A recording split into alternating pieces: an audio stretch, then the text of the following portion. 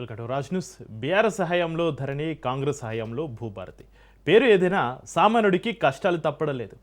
పాలకులు మారినా, పోర్టల్ మారినా భూ చిక్కుముడులు వేయడం లేదు. రేవంత్ ప్రభుత్వం గొప్పగా చెబుతున్న భూభారతి అక్రమాలకు అడ్డగా మారింది. తాజాగా సర్కార్ ఖజానాకు కేటికలు కన్నమేశారు. భూభారతి కుంభకోణం రాజకీయంగా ప్రకంపనలు సృష్టిస్తోంది. తక్షణమే సిట్ వేయాలని, లేదంటే సిట్టింగ్ జడ్జితోటి విచారణ చేయించాలని మాజీ మంత్రి హరీష్ రావు డిమాండ్ చేశారు. మేడ్చల్, యాదాద్రి, జనగామ జిల్లాలో వెలుగు చూసిన ల్యాండ్స్కామ్ వెనుక అధికార నేతలతో పాటు ఉన్నతాధికారుల హస్తం ఉందన్నారు. ఎడిట్ ఆప్షన్ లాగిన వివరాలు ప్రైవేట్ ఆపరేటర్లకు ఎలా అందాయని నిలదీశారు హరీష్ రావు.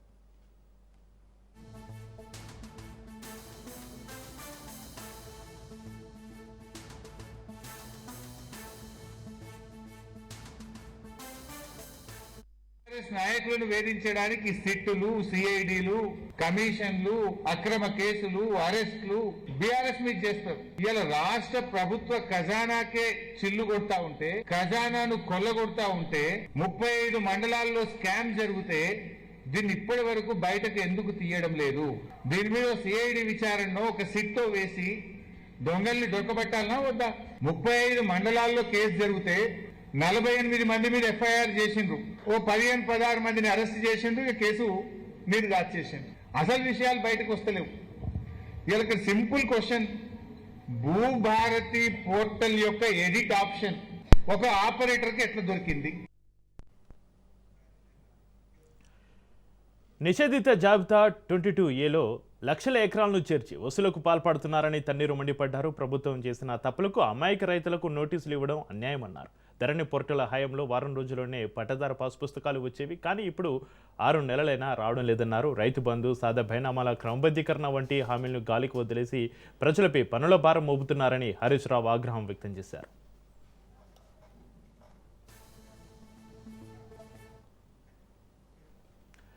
ధరణికి ధీటుగా కొత్త పోర్టల్ తీసుకొచ్చామని కాంగ్రెస్ లీడర్లు గొప్పగా చెప్పుకున్నారు. కానీ ఇప్పుడు ఆ పోర్టల్లోని లొసుగులే ఆసరగా కేటికాలు దందాకు తెగపడడం కలకలం రేపుతుంది. సాఫ్ట్వేర్లోని లోపాలు, చెల్లింపుల మార్గంలో ఉన్న లొసుగుల ఆధారంగా కొన్ని ముఠాలు ప్రజాధనాన్ని కొల్లగొట్టాయి. ప్రభుత్వానికి చెల్లించాల్సిన రిజిస్ట్రేషన్ ఫీజులు అత్యంత తక్కువగా చెల్లించారని నిర్ధారణ కావడంతో పలువురు ఆన్లైన్ సెంటర్ నిర్వాహకులు, డాక్యుమెంట్ రైటర్లు కటకటాల పాలయ్యారు. అయితే రిజిస్ట్రేషన్ చేసే ముందు వీటన్నిటినీ క్షుణ్ణంగా చెక్ చేయాల్సిన తహసీల్దారులను ఎందుకు అరెస్ట్ చేయలేదనే ప్రశ్నలకు సమాధానం దొరకడం లేదు.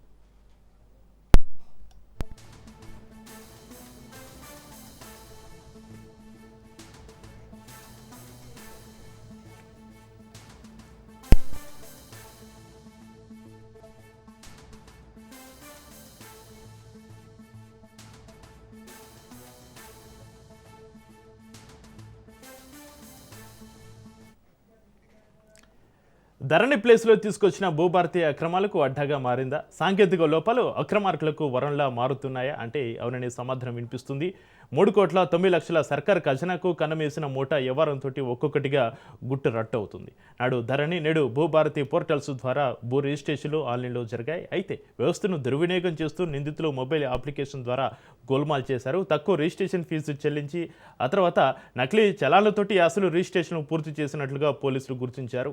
కోట్లాది రూపాయల సర్కారు సొమ్మును సాహా చేసుకున్నారు. ఈ తతంగం వెనుక ప్రభుత్వ పెద్దలు ఉన్నారన్నది గులాబీ దళం ఆరోపణ. ఇక తెలంగాణలో భూభారతి రగడ, రేవంత్ సర్కారుపై గులాబీ దళం ఆగ్రహంపైన చర్చిద్దాం. మనకు అందుబాటులో ఉన్నారు ప్రముఖ రాజకీయ విశ్లేషకులు బండారు రామ్మోహన్ రావు గారు. రామ్మోహన్ రావు గారు, నమస్కారం అండి. నమస్కారం, చెప్పండి. రామ్మోహన్ రావు గారు, ధరణిలో లోపాలు ఉన్నాయని భూభారతి తెచ్చారు, కానీ పాత తప్పులను సరిదిద్దడం పక్కన పెట్టి కొత్త తప్పులకు ఆస్కారం ఇవ్వడం వల్ల సామాన్యుడికి టైటిల్ గ్యారంటీ ఎప్పుడు లభిస్తుంది? రామ్మోహన్ రావు గారు. చక్రి, మీకు అట్లా రాజ్ న్యూస్ ప్రేక్షకులు నమస్కారం. రెవెన్యూ వ్యవస్థలో ఆస్పాసం తెలిసిన వాడిగా కాసరా పహాన్ నుంచి అంతకుముందు మనకు సెటిల్మెంట్ రిజిస్టర్ నుంచి, అంటే ఒరిజినల్ రిజిస్టర్ నుంచి మొదలుకొని ఇప్పటిదాకా అనేక మార్పులు జరిగితే ఎప్పుడు రెవెన్యూ సంస్కరణలు చేస్తున్న ప్రతిసారి కూడా సంధికాలంలో పెద్ద ఎత్తున నష్టం జరిగిన సందర్భాలు చూస్తున్నాం. ఇప్పుడు ఈ ప్రస్తుత విషయానికి వస్తే ధరణిలో చాలా తప్పులు ఉన్నాయి. ధరణిలో చాలా ఆప్షన్స్ ఉన్నా కూడా దుర్వినియోగం అయింది. ధరణిలో లేని భూములు కూడా ఉన్నట్టు చూపించారు, ఎక్కువ చేశారని అనేక రకాల ఆరోపణలు వచ్చినాయి. 4-5 పొరపాట్లు ఉండే. ఇవాళ ఏమైందంటే ధరణి పోయి మనకు భూభారతి వచ్చి, అంటే కత్తి పోయి డాలు వచ్చి డామ్ డామ్ డామ్ అని ఒక ఆర్టికల్ రాశాను మధ్యాహ్నం. అది కత్తి అయితే ఇది డాలు, రెండు అంటే పనిచేస్తలేవు కత్తికి వ్యతిరేకంగా. ఎందుకంటే అక్రమార్కులకు కాదేది కవితకరణం అన్నట్టు సబ్బు బిల్ల, కుక్క బిల్ల, అగ్గి పుల్ల ఏది కాదన్నట్టు శ్రీశ్రీ గారు రాసినట్టు వాళ్ళ అక్రమాలకు కాదేది అనర్హం అనే పరిస్థితి అయింది. ఆనాడు ధరణి ఉన్నా వాళ్ళ భూభారతి వచ్చినా కూడా ధరణిని బంగాళాఖాతంలో పడేస్తానప్పుడే చెప్పాను నేను, అయ్యా ఇది కాదు పద్ధతి, ధరణిలో లోపాలు ఉన్నాయి, ధరణితో హక్కులు దక్కవ చిక్కులు అని నేను ఒక 4-5 ఆర్టికల్స్ రాశాను. ఇందులో చాలా మనకు మన అంశాలను ప్రస్తావించాను. ఉదాహరణకు ఖమ్మం జిల్లా వైరాలో ఒకటి ఏం జరిగిందంటే ఆయనకు 2 ఎకరాలు పడే బదులు మనకు 1 ఎకరం చిల్లర పడ్డది. అప్పుడు సవరించమని పెట్టుకున్నారు ఆయన. ఇప్పుడు ఏమైంది తెలుసా, ఒక 2 ఏళ్ళు తిరిగి లంచం తీసుకొని మరి సవరణ పోతే తీరా 2 గుంటలకు పరిమితమైంది. అంటే భూమి తక్కువ పడ్డదని చెప్తే అసలుకి మోసం వచ్చి 2 ఎకరాల మంది 2 గుంటలు అనుమతి. అంటే మొదలు నమోదు చేసేటప్పుడే చాలా దుర్మార్గంగా ఏం చేశారంటే 3-4 పొరపాట్లు. ఒకటి సర్వే నెంబర్లు తప్పు, ఒకటి పట్టేదారు పేరు అది కూడా తప్పు, రెండోది సర్వే నెంబర్లు తప్పు, మూడోది ఎక్స్టెంట్ తప్పు, ఎక్కువ కానీ తక్కువ కానీ. ఎక్కువ వేస్తే వాడు సంతోషపడ్డాడు, తక్కువ వేస్తే మరి ఎట్లా అనే పరిస్థితి అయింది.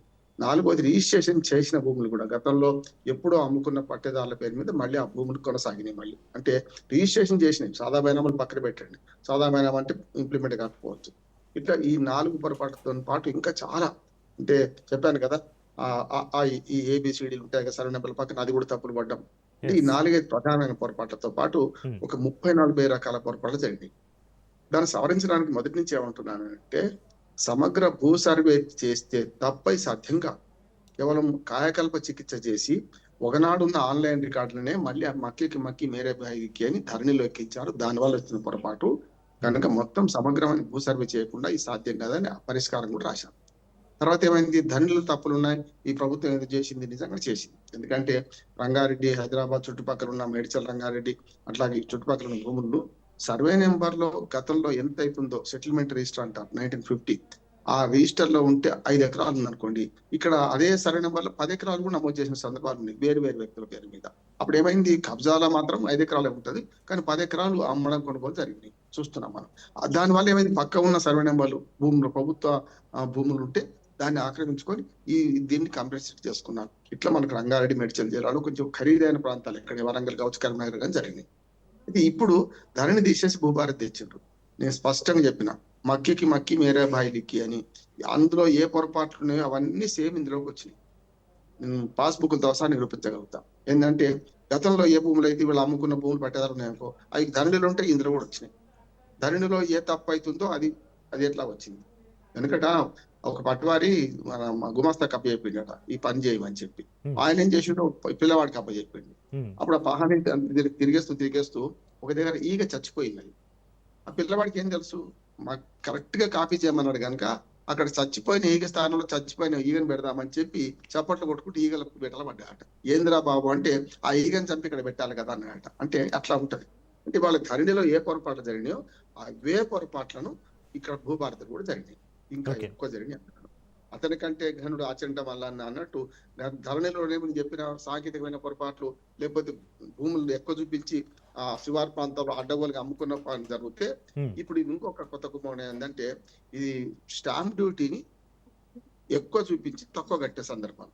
ఉదాహరణ జనగామలో జరిగింది ఏంటి, ఉదాహరణ ఒకటే ఉదాహరణ చెప్తాను. 9,000 రూపాయలు చాలని కట్టినట్టు చూపించారు, కానీ 9,000 ఒరిజినల్ కనపడుతుంటది, కానీ ప్రభుత్వ ఖజానా 900 చేయండి అంటే దాన్ని 18 చేసి 0 తీసేస్తే 900 అయింది. 9,000 మంది 900 అయింది. అందుకని అట్లాంటివి చాలా వేల, అటు ఒకే రోజు 80 లక్షల రూపాయల కుంభకోణం జనగామ జిల్లాలో జరిగింది.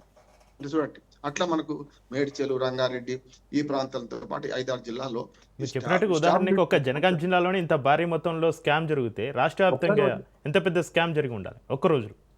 ఒక్క రోజు 80 లక్షల రూపాయలు స్కామ్ జరిగింది జనగాం జిల్లాలో. జిల్లాలు చిన్నమైంది, వరంగల్ జిల్లా పెద్దది. ఇప్పుడు 6 జిల్లాలు అయింది వరంగల్ జిల్లాలో, 5 ప్లస్ ఒక సగం జిల్లా సిద్దిపేటలో కలిసింది. ఈ 5 జిల్లాల్లో ఒక వరంగల్ ఉమ్మడి జిల్లాలో ఒక్క జిల్లాలో ఇంత కుంభకోణం జరిగితే, మరి అట్లాగే హైదరాబాద్ చుట్టుపక్కల ఉన్న మేడ్చల్ జిల్లాలో కూడా ఇటువంటి కుంభకోణం జరిగినాయి. దీనిలో ఏంటంటే ఈ మీ సేవా కేంద్రం ఉంటది కదా, యాక్చువల్ గా స్లాట్ బుక్ చేసిన ఎక్కడ చేస్తారు, మీ సేవా కేంద్రాలు చేస్తున్నారు. వాళ్ళు ఏం చేశారంటే డబ్బులను కట్టేటప్పుడేమో సరిగ్గా చూపెడతారు, తీసుకుంది కరెక్టే, ప్రభుత్వ ఖజానాకు జమ చేసేటప్పుడు ఆ 0 తీసేయడం. అంటే 1000 పోయి 1,00,000 పోయి 1000 అవుతుంది, 1000 పోయి 100 అవుతుంది సంగతి అట్లా.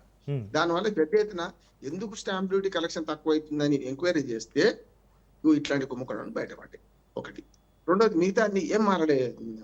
చక్రి ఎట్లా ఉందంటే నేను చెప్పాను కదా, మక్కీకి మక్కి మేరా భాయ్ లిక్కి అన్నట్టు ధరణిలో ఏమైతున్నాయి అవి ఇందులో దించినాక కేవలం పేరు మారింది. అందుకని ఏమన్నా దానికి కొత్త పేరు పెట్టినాం. కొత్త సీసాలు పాత సార్లు. రికార్డులు ఏం మారలే, అవే రికార్డులు ఇందులో పెట్టారు. భూభారతి అన్నారు. అంతకని ఇంకేంటి, యాప్ డిజిటల్ యాపే ఇది. నేను ఇంకోటి ఏంటంటే పాస్బుక్లు గతంలో రైతుల దగ్గర అట్లాగే ఉన్నాయి. ఏవైతే పాస్బుక్లు ఆకుపచ్చ పాస్బుక్లు ఇచ్చారు, ఏది అడ్వర్టైజ్మెంట్ చూసిన ఆకుపచ్చ బోర్డు ఉందా అంటే ఆకుపచ్చ బోర్డు అది కాదు కదా అంటాడు. అంటే ఆకుపచ్చ పాస్బుక్లు బీఆర్ఎస్ హయాంలోనే 2018లో ఇచ్చారు చివరి భాగంలో. అప్పటి నుంచి రైతు బంధు పద్ధతి కూడా. అయితే ఆ పాస్బుక్ లో ఏ సమాచారం ఉందో అమ్మడం కొనుగోలు జరిగినప్పుడు వెంటనే మారినాయి. కానీ గతంలో రికార్డు అమ్మకం కొనుగోలు జరగలేదు అనుకుంది, ఆ రికార్డు అట్లాగే వచ్చింది ఇప్పుడు ఏది భూభారతిలో కూడా. అందుకని ఏమంటాడు, భూభారతి ఏం లేదు, సీసా కొత్తది, పేరు కొత్తది, దానిలో ఇది జరిగింది. మరి ధరణి యాప్ను ప్రభుత్వం నిర్వహించలేదు కనుక ఘోటాల జరిగిందని ఆరోపిస్తూ ధరణిని పూర్తిగా బంగాళాఖాతంలో పడేసిన గత ప్రభుత్వం. ఇది వచ్చిన తర్వాత మరి పూర్తిగా ఏమంటారు రిజిస్ట్రేషన్ ఫీజులో కూడా ఇంత దుర్మార్గం జరిగింది కదా అంటున్నాను. ఇంకోటి అప్పటికి 2-3 మార్పులు చేసేది ఏంటంటే, అప్పుడున్న ఆప్షన్స్ ఏదంటే మనకు ఉంటాయి, ఆప్షన్స్ 32 ఉండే ఆప్షన్స్ వాటి 6 తగ్గించారు. 4 తగ్గిస్తామన్నారు. 6 తగ్గించడం అంటే ఏంది, అవే ఇప్పుడు 32 ఆప్షన్లను 32 వేరు పెడితే ఒక రకంగా ఉంటది. దాని ఇంకొక రకం చేస్తేనే 32 4-5 కలిపి ఒకే బ్లాక్ చేసినాం అనుకోండి, అప్పుడు ఆప్షన్ తగ్గించినట్టు అవుతుంది. అంటే ఏం నెంబర్లు తక్కువైంది అంతేగాని వినయ విషయాలన్నీ అవే. కనుక అందులో ఏమైందంటే ఇప్పుడు అధికార వికేంద్రీకరణ చేస్తాం. గతంలో అంతా కలెక్టర్ సిసిఎల్ఏ దగ్గర ఉంది, కింది స్థాయిలో అధికారులు లంచాలు తీసుకుంటున్నారని కేసీఆర్ గారు రెవెన్యూ శాఖను అనుమానించారు. మేము వికేంద్రీకరణ చేస్తామని ఎంఆర్ఓ కొన్ని అధికారులు కట్టిపెట్టింది, ఆర్డీఓ కొన్ని అధికారులు కట్టిపెట్టిండ్రు, జాయింట్ కలెక్టర్ కొన్ని అయిపోయినారు, తర్వాత కలెక్టర్ అన్నారు. ఇప్పుడు సమస్య ఏంటంటే కలెక్టర్ దగ్గర లాగిన్ అయ్యేదాకా ఈ కింది పొరపాట్లన్నీ తెలుసుకునే వీలు లేకుండా పోయింది. కలెక్టర్ గారికి 1000 పూజారి. కలెక్టర్ అంటే జిల్లాకు చిన్న జిల్లాలు అయినాక కూడా కలెక్టర్లు ఇప్పుడు చాలా పనులు, అంటే ఇప్పుడు ఏమంటే గృహిణి కదా కట్టే కర్ర అన్ని పెట్టుకునేటప్పుడు సాయం చేస్తుందో, ఇప్పుడు కలెక్టర్ కూడా ఒక 100 పనులు ఉంటాయి వాడికి. ఈ 100 పనుల్లో ఇది ఒక పని కదా. అప్పుడు ఏమైందంటే కింది నుంచి వికేంద్రీకరణ జరిగే క్రమంలో ఎంఆర్ఓ ఆర్డీఓ ఎక్కడ తప్పు చేసినా పట్టుకునే అవకాశం వచ్చిన కారణం ఏమో కలెక్టర్ గారిని ఏం చేయలేడు. కలెక్టర్ గారు ఇన్ని దాంట్లో వాళ్ళు పెట్టారు కానీ గుడ్డిగా సంతకం పెట్టారు. దాని వల్ల కూడా జరుగుతుంది అంటున్నారు. ఇక మూడోకి ఏమైందంటే ఇప్పుడు భూములు ఎక్కువ చూపించడం తక్కువ చూపించడం అవి శివారు పంతులు ఇప్పటికి కూడా జరుగుతున్నాయి. అప్పుడు జరిగినాయి, ఇప్పుడు జరుగుతున్నాయి. స్పష్టంగా చెప్తున్నాను, ధరణి ఏం మంచిది కాదు. ధరణిలో ఏ పొరపాటు జరిగినాయో పేరు భూభారతి అని పేరు మార్చి డిజిటల్ యాపే చేసిండు. అధికార వికేంద్రీకరణ చేస్తే ఏమైంది, అవినీతి పెరిగింది. ఇప్పుడు ఎంఆర్ఓ ఏం చేస్తే నేను పంపితే మీకు ఎందుకు చూసుకుందాంలే, 4 గుంటలు తక్కువ నేను కలిపి పంపిస్తా అని చెప్పి పంపితే పైదాకా 2-3 దేశాల్లో చెకింగ్ చెక్స్ అండ్ బ్యాలెన్సెస్ ఉంటాయి అనుకున్నాం. కానీ తీరా అక్కడికి పోయిన తర్వాత పెద్ద మహాసముద్రాలు కలిసిన తర్వాత అది కష్టమైంది. సిసిఎల్ ఇప్పటికి కూడా సిసిఎల్ పోవాల్సింది కొన్ని ఫైన్లు. అయితే వాళ్ళు ఏం చేశారంటే భూమిని బట్టి భూమి విలువను బట్టి పైదాకా పోవాలా వద్దా కలెక్టర్ దగ్గర చేస్తారా అనే ఒకటి మాత్రం చేసి అధికార వికేంద్రీకరణ తప్పుగా. కానీ అధికార వికేంద్రీకరణ పేరు మీద అవినీతి వికేంద్రీకరణ కూడా జరిగింది ఇందులో అంటున్నారు. అన్నదాకా కలెక్టర్ పైకి ఉండే కేంద్రీకృత అవినీతి ఉండే. సేమ్ టీఆర్ఎస్ పార్టీలో కేంద్రీకృత అవినీతి, ఇవాళ కాంగ్రెస్ హయాంలో వికేంద్రీకృత అవినీతి. అంటే కింది నుంచి మొదలుపెట్టి అందరూ దోచుకుంటారు. అక్కడనేమో ఒక కుటుంబమో లేకుంటే కొందరు సభ్యులు మాత్రమే బాగుపడ్డారు.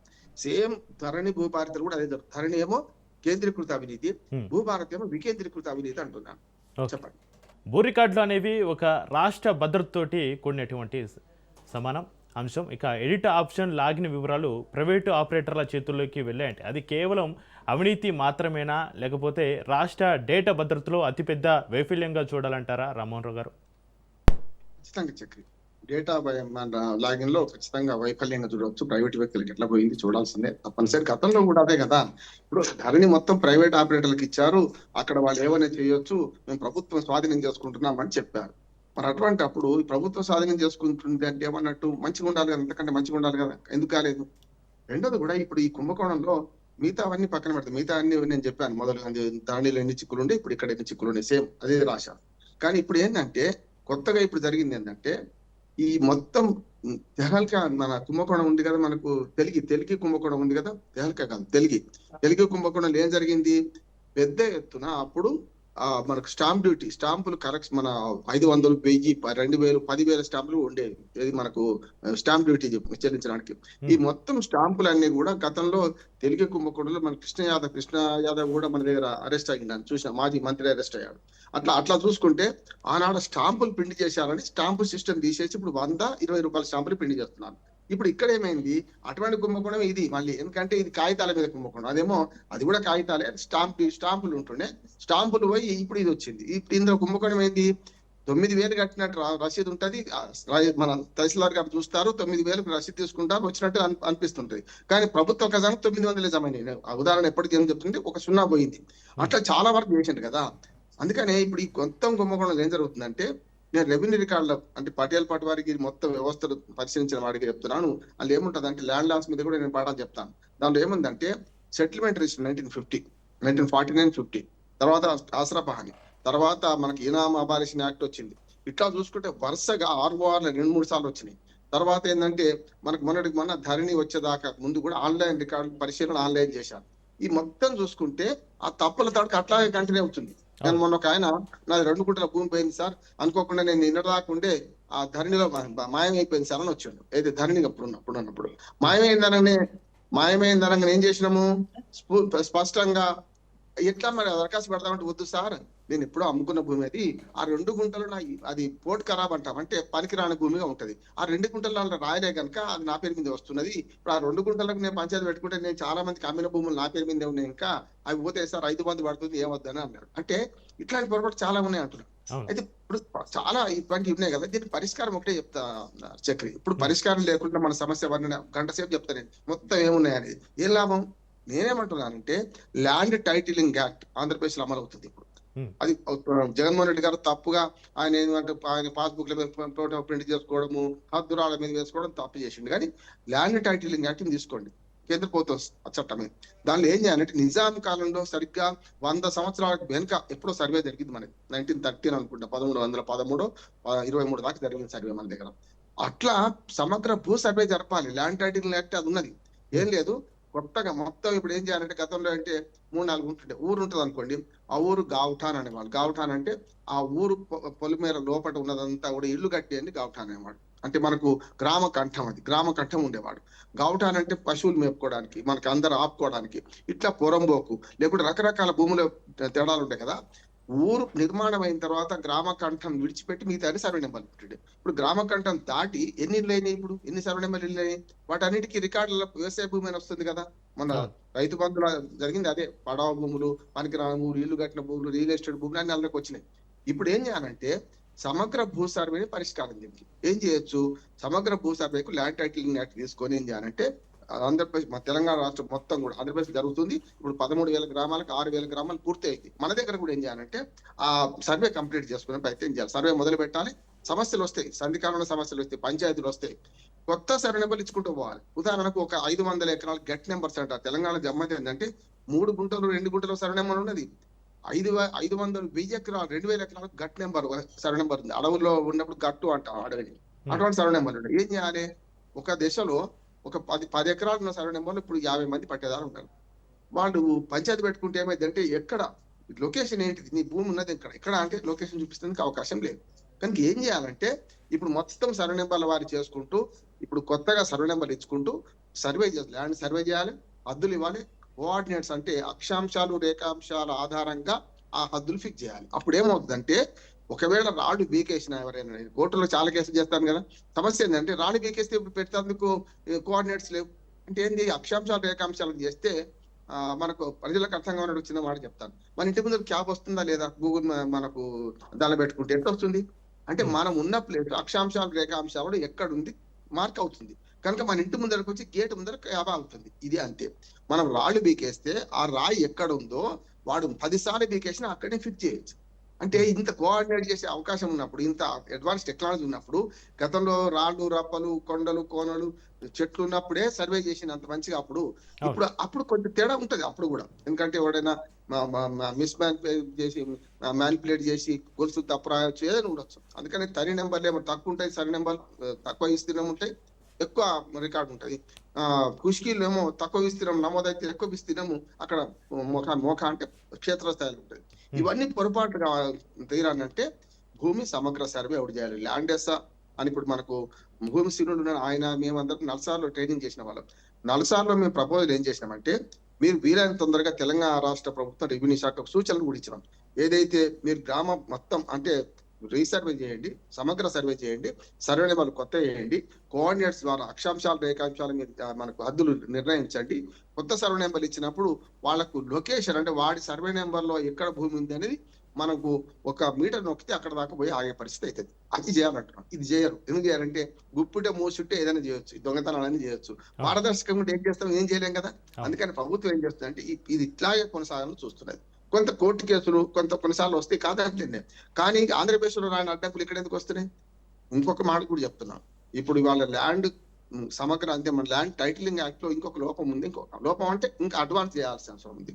కొన్ని విదేశాలలో చక్రి మీ భూమి ఒకసారి గవర్నమెంట్ పాస్బుక్ ఇచ్చిందంటే ఒకవేళ అన్యాక్రాంతమైన ఏదైనా వివాదం వచ్చినా ఆ ప్రభుత్వమే రెవెన్యూ శాఖ ద్వారా పూర్తి స్థాయిలో నష్టపరిహారం ఇస్తుంది. అంటే ల్యాండ్ గ్యారంటీ యాక్ట్, అది ల్యాండ్ టైటిలింగ్ యాక్ట్ మన దగ్గర అమల్లో ఉంది. ఆంధ్రప్రదేశ్ ముందు పెట్టింది, ఇంకా ఏ రాష్ట్రం ముందు పెట్టలేదు తర్వాత.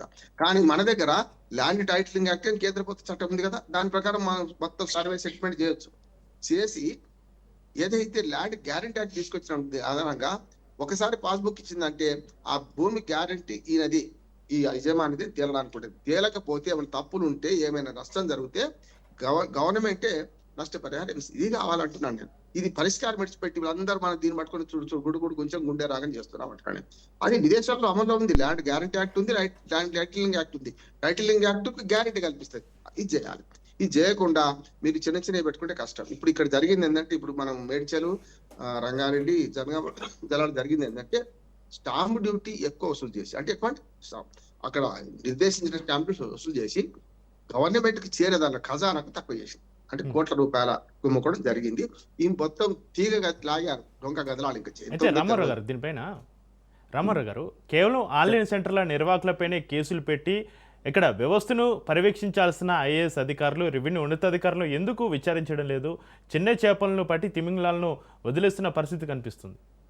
ఎప్పుడు చూడండి, ప్రభుత్వంలో చిన్నవాడిని దెబ్బ కొడతారు, పెద్దవాడిని తెరువు పోరు. ఇప్పుడు పెద్ద బిల్డింగ్ లో అగ్నిభావం జరుగుతుంది, ఎవరైనా కింది స్థాయి అధికారిని బలి చేస్తారు. నిజంగా సూపర్వైజ్ చేసేవాడిని కూడా బలి చేద్దాం. అందుకని చిన్న తప్పైనా పెద్దవాడిని శిక్షిస్తే అప్పుడు ఆటోమేటిక్ గా జరుగుతుంది. కానీ మొదటి నుంచి మన సామాజిక న్యాయంలో సమాజంలో కూడా తల్లి ఏం చేస్తుంది, ఇద్దరు పిల్లలు తప్పు చేస్తే పెద్దవాడిని కొట్టదు, చిన్న పిల్లవాడిని చాచి చెంప కొడుతుంది, వాడు ఏడ్చుకుంటూ కూర్చుంటాడు, పెద్దవాడికి జాగ్రత్త పడతాడు, ఇక ఆ తప్పును బయటపడకుండా వాడు మేనేజ్ చేసుకుంటాడు. ఇదే అంతే ఇవాళ జరుగుతుంది. ఏంటంటే ఒక తల్లి పిల్లల్ని శిక్షించేటప్పుడే ఇటువంటిది సామాజిక మన సమన్యాయం పాటించాలంటే ఇక్కడికి వచ్చే కళ్ళ ఏమైందంటే, ఎప్పుడు చూడండి కానిస్టేబుల్ సస్పెండ్ అవుతాడు కానీ ఎస్ఐ గాడు, ఎస్ఐ సస్పెండ్ అవుతాడు డిఎస్పీ గాడు, లేకుంటే సిఐ గాడు. చూడండి కింది వాళ్ళని బలి చేసే ప్రయత్నం చేస్తుంటారు ఎప్పుడు కూడా. మనం చూసాం హైడ్రాలో చూసాం కదా, మనకి ఎంతమంది సస్పెండ్ చేశారు, 2-3 పోయినరు చూసినాం కదా. చాలా కేసుల్లో ఇట్లా జరుగుతాయి. పొరపాటు జరగగానే కింది స్థాయి ఉద్యోగులు బలి చేస్తుంటారు. నేనేమంటున్నానంటే పైన ఉద్యోగి ఎవరైతున్నారో ఆ ఉద్యోగికి కూడా బాధ్యత ఉంది, సూపర్వైజ్ చేసే బాధ్యత ఉంది. లంచం పుచ్చుకుంటున్నాడు కానీ బలి ఎవరైతున్నాడు, కింది వాడు అవుతున్నాడు. లంచంలో అందరు కింది నుంచి పైదాకా ఎవడి మామూలు వాడికి ముడతాయి, సమస్య లేదు. ఎందుకంటే పోస్టింగ్స్ ట్రాన్స్ఫర్స్ వాళ్ళ చేతిలో ఉన్నాయి కదా. కనుక వాళ్ళు ఏం చేస్తారు, రెవెన్యూ డిపార్ట్మెంటే కాదు, మనకు రిజిస్ట్రేషన్ డిపార్ట్మెంట్ లో కూడా ఆదాయం వచ్చే రిజిస్టర్ ఆఫీసులు కొన్ని ఉన్నాయి, వాళ్ళు చెప్పరు. అక్కడ అయితే 10 లక్షలు 20 లక్షల రూపాయలు లంచం నడుస్తుంది చక్రి. ఏది వాళ్ళు అక్కడ 3 ఏళ్ళు పనిచేయడానికి అయితేనేమో సంవత్సరానికి 10 లక్షలు వీడికి కట్టాలి కప్పం పై వాళ్ళకు. అంటే వాడు 30 లక్షలు వాళ్ళకి ఇచ్చి అక్కడ 3 ఏళ్ళు ఉంటా అనుకుంటే వాడు 3 కోట్లు సంపాదించుకుంటాడు కదా కదా. అందుకని ఇక్కడ ఏమైతే వ్యవస్థలో ఇవన్నీ లోపాలు ఉన్నాయి. అందుకని నేనేమంటున్నా అంటే పూర్తిగా ఈ మొత్తం భూభారతి పోయి ధరణి పోయి భూభారతి వచ్చిన భూభారతిలో ఏమి సంస్కరణ జరగలేదు. వాటినే కిందికి మీదికి పేజీలు తిప్పేశారు, టైటిల్ మార్చారు, పేరు మార్చారు, అంతకని ఏం లేదు. ఇవాళ అదే మన పట్టేదారులు అమ్ముకున్న వాళ్ళ పేర్లు అట్లాగే వస్తున్నాయి. అమ్ముకున్న భూములు పాత వాళ్ళ పేరు మీద, దొరలు భూస్వామి పేరు మీద వస్తున్నాయి. దాంతో పాటు తప్పుల తడక రిజిస్టర్ అట్లాగే ఉంటుంది. ఎక్స్టెంట్ తప్పు ఉన్నది, లేకుంటే ఎక్స్టెంట్ ఎక్కువనూ తక్కువనున్నది, సర్వనలు తప్పుని అవన్నీ జరుగుతున్నాయి. ఇప్పుడు కాముగా ఎందుకు ఊరుకుంటున్నా అంటే ఏమి గెలికినా కూడా అసలుకే మోసం వచ్చేటట్టు ఎవరు దాన్ని మాట్లాడడం లేదు. ఇంకోటి ఏంటంటే కొనేటప్పుడు అమ్మేటప్పుడు కూడా చాలా సులువైంది. అన్ని వాళ్ళకి మంచిది ఏంటంటే గతంలో రిజిస్టర్ ఆఫీస్ లో చాలా గంటల తరబడి రోజుల తరబడి ఎదురు చూడాల్సి వస్తుండే. ఇప్పుడు అట్లా కాదు, 1/2 గంటలో అయిపోతుంది. రిజిస్ట్రేషన్ అయిన తర్వాత వెంటనే దాని ఇంప్లిమెంటేషన్ మొటేషన్ కూడా వెంటనే అవుతుంది. మీరు చూడండి, రిజిస్ట్రేషన్ అయిపోయిన నిమిషాలలో మొటేషన్ అంటే ఆన్లైన్. ఇప్పుడు మనము ఏటీఎం పోయి డబ్బులు తీసుకున్నాం అనుకోండి, మన అకౌంట్ లోకి వెళ్ళి కట్ అవుతుంది, మనకేమో వెంటనే రసీదు వస్తుంది, మన వేస్ట్. అదే ఇక్కడ కూడా ఏంటంటే మన భూమి కట్ అయిపోతుంది అక్కడ. కానీ ఇక్కడ జరుగుతుంది ఏంటంటే మళ్ళీ ఇంకోటి పంచాయతీలకు కూడా పెద్ద ఆస్కారం లేదు. గతంలో మీరు ఎవరైనా ఒక రిజిస్టర్ ఆఫీస్ దగ్గర పోయి దరఖాస్తు పెడితే రిజిస్ట్రేషన్ ఆగిపోయింది, పెండింగ్ రిజిస్ట్రేషన్ చేసేవాళ్ళు చేస్తే. ఇప్పుడు అట్లా లేదుగా. ఒక పేరు మీద రామ్మోహన్ రావు అని పేరు మీద ఉంది, నీకు పిల్లలతో సంబంధం లేదు, కుటుంబంతో సంబంధం లేదు, రామ్మోహన్ రావు అంటాడు. డైరెక్ట్ గా అకౌంట్లు ఉంటే బ్యాంకులో అకౌంట్లో డబ్బులు ఎట్లా తీసుకుంటారో ఇది పోవచ్చు, రిజిస్ట్రేషన్ చేసి రావచ్చు. కానీ గతంలో ధరణి ఉన్నప్పుడన్నా కనీసం వెంటనే ఇంప్లిమెంట్ అయ్యేది, వెంటనే పాస్బుక్ కూడా వారం 10 రోజుల్లో పోస్ట్ లో ఇంటికి వచ్చేది. ఈ పాస్బుక్ చేతికి ఇచ్చే వాళ్ళు కాదు, అక్కడే వెంటనే ఆన్లైన్ లో మారుతుంది. అది పాస్బుక్ అంటే పాస్బుక్ ఎప్పుడు కొత్త వాళ్ళకి పాస్బుక్ కావాలి, పాత వాళ్ళకైతేనేమో ఇప్పుడు నేను అమ్మింది అనుకోండి, నాకు పాస్బుక్ లో నాది డిలీట్ అవుతుంది. కొన్నవాడు కూడా పాత పట్టేదారు అనుకోండి, వేరే భూములు ఉన్నాయి ఆయన ఆ ఊళ్ళో ఉంటే ఇప్పుడు ఏం చేస్తారు, కొన్నవాడికి కూడా ఆటోమేటిక్ గా అందులో జాయిన్ అవుతుంది. కానీ పాస్బుక్ లో మరి ప్రింట్ అవుట్ తీసుకోవాలి, వీళ్ళు చేయాల్సిన పని అది గతంలో అయింది. ఇప్పుడు ఏమైతుందంటే కొత్త వాడు నాకు ఆ ఊళ్ళో భూమి లేదు, కొత్తగా కొనుక్కున్నా నేను, నాకు ఆ ఊళ్ళో పాస్బుక్ కావాలి కదా. నా పాత పాస్బుక్ లో వేరే ఊరు అందులో ఎక్కించడానికి వీలేదు, ఆ ఊరు పాస్బుక్ ఆ ఊరిదే. కనుక అప్పుడు ఏం చేస్తాడంటే ఆకుపచ్చ పాస్బుక్ ను ఎంటర్ చేయడానికి దానికి ఇప్పుడు 1000 రూపాయల ఫీజు, గతంలో 300 రూపాయలు ఉంది, ఇప్పుడు 1000 రూపాయలు పెట్టి ఏం చేస్తున్నారు, 6 నెలలు అయినా ఇంతవరకు కొత్త పాస్బుక్ వస్తలేదు వాళ్ళకి. ఇప్పుడు ఆ ఛార్జీలు పెంచినా కూడా పుస్తకాలు మాత్రం రావడం లేదు, ప్రింటే కావడం లేదు కదా.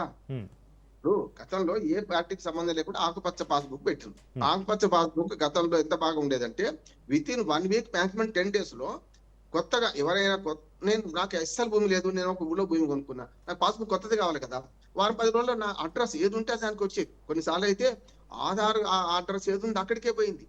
దానిలో కూడా పోస్ట్ మ్యాన్లతో సహా లంచ తీసుకున్నారు. ఏమైందంటే మనం ఎక్కడో ఆధార్ కార్డు కిరాయికి ఉన్నప్పుడు తీసుకున్నాం అనుకోండి, అక్కడ ఆధార్ పేరు మీద ఉంటది. వీడు ఏం చేస్తున్నాడంటే మనం రెసిడెన్స్ అడ్రస్ ఇచ్చినా కూడా ఆ ఆధార్ అడ్రస్ దాన్ని రాస్తున్నాడు, టైప్ చేస్తున్నాడు. దాంతో ఏమైంది, ఆ ఆధార్ అడ్రస్ పాస్బుక్ పోతుంది, ఎప్పుడు వస్తుందో తెలియదు, ఎన్ని రోజులకు వస్తుందో తెలియదు. ఇప్పుడు అక్కడికి తిరుగుతున్నారు, చెక్కలు కొడుతున్నారు. ఎందుకంటే ఆ పాస్బుక్ పొడగొట్టింది అనుకోండి, మళ్ళీ దిక్కులే ఇంకో పాస్బుక్ ఇవ్వడానికి వీలేదుగా, మళ్ళీ డూప్లికేట్ తీసుకోవాలి. అప్పుడు ఏమైందంటే పోస్ట్ మ్యాన్లు కూడా పాస్బుక్ 1000 రూపాయలు వసూలు చేసిన సందర్భాలు ఉన్నాయి. అది కూడా చెప్తా, హైదరాబాద్ లో చాలా మందికి హైదరాబాద్ లో ఆధార్ కార్డు ఉంటుంది, ఊళ్ళలో ఉంటారు. అప్పుడేమో హైదరాబాద్ ఉన్నారు అనుకోండి, రెంట్కో ఏదైనా వ్యాపార రీత్యా ఉద్యోగ రీత్యా ఉన్నారు అనుకోండి, వాళ్ళకి ఈ పాస్బుక్ ఎక్కడికి వస్తుంది, అదే అడ్రస్ కి వస్తుంది కదా. ఆ అడ్రస్ లో ఎవరైనా చెప్పి పెట్టించుకుంటున్నారు, అయ్యా వస్తే కొంచెం ఆపండి, అవసరమైతే అది తీసుకోండి సంతకం. వాడు ఏమో సంతకం పెడతానికి వేరే వాళ్ళకి ఇస్తానికి వీల్లేదు. నిజంగా అయితే పోస్ట్ మ్యాన్ ఏమంటాడు, సార్ ఎవరికి ఇవ్వను, మీరు ఎవరు చెప్పండి అంటాడు. అప్పుడు ఏం చేయాలి, ఫోన్ చేసి చెప్పుకొని బాబా నాదేనాయన, ఆయన 1000 రూపాయలు సార్ తీసుకో, ఆయనకి ఇచ్చేసిపో, సంతకం తీసుకో అనాల్సి వస్తున్నది. అంటే ఇప్పుడు పోస్ట్ మ్యాన్ లో కూడా వరం ఎట్లయితుందంటే ఇట్లాంటివన్నీ కూడా అన్నిట్లో అవినీతి ఎక్కడ లేదంటే చెప్పండి. వాళ్ళు ఏం చేస్తున్నారంటే ఇది వాళ్ళకు పెద్ద వరం. ఒక పాస్బుక్ కనుక పోస్ట్ లో వచ్చిందంటే రెవెన్యూ డిపార్ట్మెంట్ ముద్ర ఉంటది, దాని మీద కవర్ ఉంటది, దాని మీద అవన్నీ ఉంటాయి కదా, ఆ కవర్ లో చూసి వాళ్ళు ఏం చేస్తారు, ఇది అడుగుతున్నారు ఇట్లా కూడా.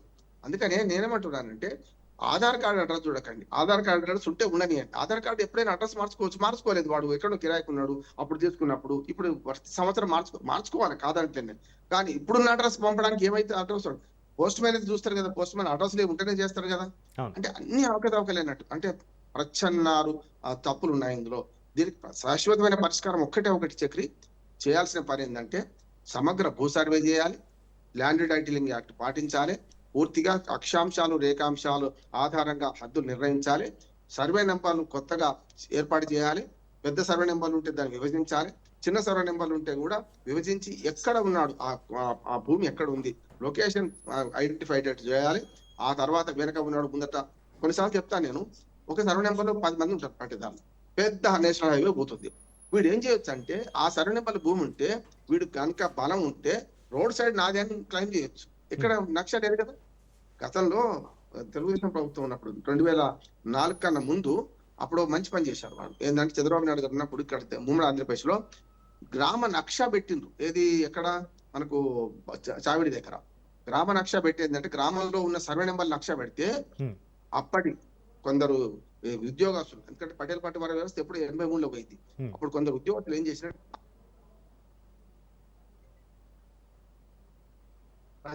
అన్ని వివరాలు తెలుస్తాయని కొందరు పీడ పోసిండ్రు, కొందరు ఈ ఆయిల్ ఉంటది కదా ట్రాక్టర్లో వాడే ఆయిల్, ఖరాబ్ అయిన ఆయిల్ మీదకెళ్ళి పూసుకొచ్చాం. అంటే పారదర్శక పాలనకు ఈ ఉద్యోగులు ఎప్పుడు వ్యతిరేకంగా ఉంటారు. గుప్పిట మూసుకుంటేనే వాళ్ళకి లంచం డబ్బులు వస్తుంది. ఇప్పుడు ఎప్పుడైనా సరే కదా, వేలు వంకర పెడితేనే వేరే వస్తుంది. అట్లా చాలా మంది పారదర్శక పాలన వ్యతిరేకించే వాళ్ళు ఇప్పటికి కూడా ఇష్టం వేసుకొని కూర్చుంటారు. ప్రభుత్వ పాలనలు ఎప్పుడు ఉంటారు. అయితే రామారావు గారు, అయితే రామారావు గారు ఇక్కడ ప్రతిపక్షాలు ఆరోపిస్తున్నట్లుగా భూముల నిషేధిత జాబితా మార్పుల వెనుక రాజకీయ నేతల ఒత్తిడి అదేవిధంగా వసూల పరం ఉందన్న మాటల్లో నిజమేంత రామారావు గారు? పూర్తి నిజం, ఏ తేడా లేదు. అందుకని ఇక్కడ ఏంటంటే సర్వే నెంబర్లో 10 ఎకరాలు ఉంటే వీడు ఇంకో 2 ఎకరాలు సృష్టించుకొని 12 ఎకరాలకు చేసి, అంటే టోటల్ కుల్ మిలాకరణ ఉండాలి కదా, అన్ని కలపాలి కదా. గతంలో జమాబందీ ఉండేది, ఇప్పుడు మళ్ళీ ప్రవేశపెడతా అంటున్నారు. ఇప్పటికి జమాబందీ అతిగతి లేదు. కానీ గతంలో జమాబందీ అంటే ప్రతి సంవత్సరం లెక్క చేసేవారు. చక్రి ఇది కీలకమైంది. ఏంటంటే ఆ ఊళ్ళో ఒక్క గుంట కూడా భూమి ఎక్కువ రావడానికి వీల్లేదు మొత్తం. అంటే ఇప్పుడు పట్టేదారికి ఎంత భూమి ఉంది, ప్రభుత్వానికి ఎంత ఉంది, చెరువు కుంటలు ఎంత ఉన్నాయి, ప్రైవేట్ కుంటలు ఏంది, ఒక 47 రిజిస్టర్లు రాసేవాడు. 27 రిజిస్టర్ల పేర్లు చెప్పండి గణగణ నేను చెప్పేస్తా. పైమాస్ తక్తా, పైదావర తక్తా, ఇట్లా అంటే పైమాస్ అంటే సర్వే తక్తా, పైదావర తక్తా అంటే పంటల వివరాలు నమోదు చేస్తున్నాం, బారిష్ తక్తా వర్షపాతం నమోదు, ఇట్లా రోజునాంచా ఇన్ని ఉండేవి. అన్ని రికార్డు పోయినాయి. ఇప్పుడు ఏం లేదు, కేవలం రికార్డు మాత్రం ఒకటే రికార్డు చేశాం. దానివల్ల ఏమైతుందంటే ఇప్పుడు మేము చెప్పిందే జరుగుతుంది అంటున్నాం. సర్వే నెంబర్ లో ఒక్క గుంట కూడా తేడా రాకుండా ఉంటుండేది. ఏది 10 మంది పట్టేదారులు ఉంటే జమాబందీలో లెక్క చూసి, అంటే బ్యాంకులో మీకు ఉదాహరణ చెప్పాలంటే బ్యాంకుల్లో కానీ పోస్ట్ ఆఫీసులో కానీ సాయంత్రం కానీ లెక్క చేస్తారు కదా, ₹1 ఎక్కువ రావద్దు, ₹1 తక్కువ రావద్దు కదా ఈ లెక్కలలో. సాయంత్రం క్లోజ్ చేసేటప్పుడు, అకౌంట్ క్లోజ్ చేసేటప్పుడు ఇది కూడా ప్రతి సంవత్సరం అకౌంట్ క్లోజింగ్ అంటారు, దాన్ని జమాబందీ అంటారు. జమాబందీ అంటే లాగ్ వేసినట్టు లెక్క. ఇగో ఇక్కడ 3862 ఎకరాలు మా ప్రజ్ఞాపూర్ సంఘం చెప్తా, 3862 ఎకరాలు పూర్తి స్థాయి ఉంది. 62 ఎకరాలు ఒక్క గుంట రావద్దు కొత్తగా. ఎట్లా వస్తుంది? భూమి పెరగదు కదా, మనుషులే పెరుగుతాం జనాభా, కానీ భూమి అంతే ఉంటది కదా కాదా. ఆ భూమి ఎంత ఉందో అంతే రావాలి. ఇప్పుడు ఏం చేసినట్టు నేను చెప్పిన మీరు అక్రమార్కులు ఏం చేస్తున్నారంటే, ఒక సర్వే నెంబర్ 10 ఉంటే వాడికి ఎట్లాగో అక్రమంగా చెప్పడానికి ఇంకో 2 ఎకరాలు యాడ్ చేసి పాస్బుక్ ఇచ్చేస్తున్నారు. భూమి ఉండదు అక్కడ, ప్రభుత్వ భూమి ఆక్రమించుకుంటారు. ఇది చేస్తున్నారు కనుక సమగ్ర సర్వే, దాని ద్వారానే land titling act, land guarantee act అమలు చేసినప్పుడు మాత్రమే దీని సమగ్ర పరిష్కారం, లేకపోతే ఈ వ్యవస్థ ఇట్లా కొనసాగుతుంది. Right, thank you Bandaru Ramarao గారు. ఇది వాటి స్పెషల్ డిబేట్. చూస్తూనే ఉండండి రాష్ట్ర న్యూస్.